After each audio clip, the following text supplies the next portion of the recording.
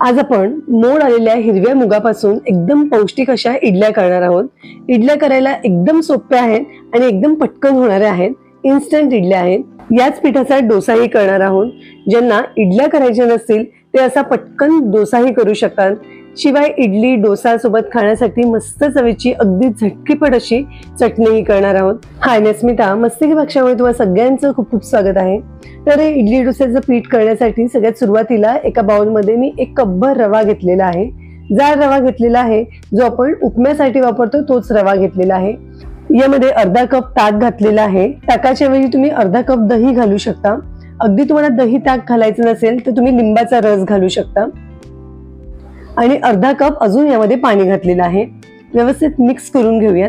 मिश्रण थोडंसं सैलसर करून घ्यायचं आहे। मला थोडं घट्ट वाटतंय म्हणून यामध्ये अजून 2 चमचे पाणी मी घालून घेते, कारण रवा आहे त्यामुळे रवा पाणी शोषून घेणार आणि मिश्रण अजून थोडं घट्ट होईल।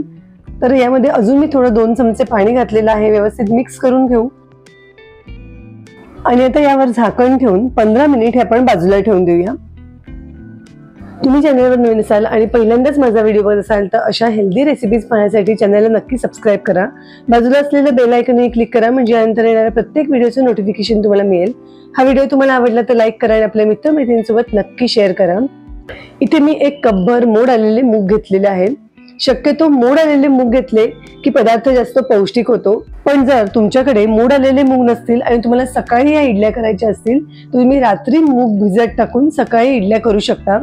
मुगांना मोड आणायचं असेल तर आदल्या दिवशी सकाळी मूग भिजत घालायचे, दुपारी व्यवस्थित भिजले की ते बांधून ठेवायचे आणि दुसऱ्या दिवशी सकाळपर्यंत अगदी मस्त मोड येतात। आता यामध्ये मी 1 इंच आलं घातलेलं आहे आणि 4 हिरव्या मिरच्या घातलेल्या आहेत। अगदी छोट्या हिरव्या मिरच्या आहेत। 1 चमचाभर जिरं घातलेलं आहे आणि थोडं पाणी घालून हे आपण वाटून घेऊया। साधारण 15 मिनिट रवा मी व्यवस्थित भिजू दिलेला आहे। यामध्ये हे वाटून घेतलेलं मुगाचं मिश्रण घालूया। साधारण अर्धा वाटी पाणी हे मूग वाटण्यासाठी मी वापरलेलं आहे। खूप जास्त पाणी घालायचं नाही, नाहीतर मिश्रण जास्त पातळ होऊन जातं। आपण नेहमीच्या इडल्या करताना जसं पीठ असतं ना त्यापेक्षा थोडं घट्टसर पीठ आपल्याला ठेवायचं आहे। पीठ मला जरा जास्तच घट्ट वाटतंय, त्यामुळे मिक्सरच्या भांड्यामध्ये साधारण 1 चमचाभर पाणी मी घातलेलं आहे आणि ते यामध्ये घालून घेऊ। व्यवस्थित मिक्स करून घेऊया। आता अगदी परफेक्ट कन्सिस्टन्सी आहे। यामध्ये चवीपुरता मीठ घालून घेऊ। रंगासाठी अगदी थोडी म्हणजे पाव चमचा हळद घालून घेते आणि व्यवस्थित मिक्स करून घेऊया। तर इथे आपलं इडलीचं मिश्रण तयार झालेलं आहे। इडल्या वाफवण्यासाठी गॅसवर मी 1 कढई ठेवलेली आहे। कढईमध्ये साधारण 2 ग्लास पाणी घालून घेते। इडल्या वाफवायला ठेवण्याआधी या पाण्याला अगदी व्यवस्थित उकळी आली पाहिजे, त्यामुळे सोडा किंवा इनो घालायच्या आधी पाणी उकळायला ठेवणं अगदी गरजेचं आहे। पाणी उकळतंय तोपर्यंत इडलीच्या ताटलीला थोडं थोडं तेल लावून घेऊया, म्हणजे इडल्या ताटलीला चिकटणार नाही आणि अगदी पटकन सुटतील। आता आपली सगळी पूर्वतयारी झालेली आहे। सगळ्यात शेवटी पाण्याला उकळी आली की यामध्ये 1 पाऊच मी इनोचं घालून घेते। इनो ऍक्टिव्हेट होण्यासाठी यावर 1 चमचाभर पाणी घालून घेतलेलं आहे आणि अगदी व्यवस्थित आपण मिक्स करून घेऊया, म्हणजे इनोचा प्रत्येक कण पिठाला अगदी व्यवस्थित लागला पाहिजे। इनो टाकल्या हे लगेच थोडं हलकं होतं। आता तेल लावून ग्रीस केलेल्या इडलीच्या ताटलीमध्ये हे थोडं थोडं पीठ घालूया। संपूर्ण भरायचं नाहीये, पाऊण भाग भरून घ्यायचा, कारण इडली नंतर फुलते। इडलीच्या दुसऱ्या ताटलीलाही मी व्यवस्थित तेल लावून ग्रीस करून घेतलेलं आहे। इडलीच्या 2 ताटल्यांमध्ये मी हे इडलीचं पीठ घालून घेते। पाण्यालाही इकडे अगदी व्यवस्थित उकळी आलेली आहे। इडलीची दोन्ही ताटं यामध्ये ठेवूया आणि यावर झाकण ठेवून 15 मिनिट इडली आपल्याला अगदी व्यवस्थित वाफवून घ्यायची आहे। आता आपण जे प्रमाण घेतलेलं आहे त्यामध्ये आपल्या बरोबर 14 इडल्या होत आहेत आणि थोडं पीठ उरलं आहे। या पिठाचा आपण डोसा करणार आहोत। तर एका बिडाच्या तव्यावर मी 1 चमचाभर तेल घालून घेतलेलं आहे। तेल व्यवस्थित पसरवून घेतलं आहे। तवाही व्यवस्थित तापलेला आहे। तव्यावर 1 पळीभर पीठ घालून घेऊया आणि हलक्या हाताने पसरवून घेऊया।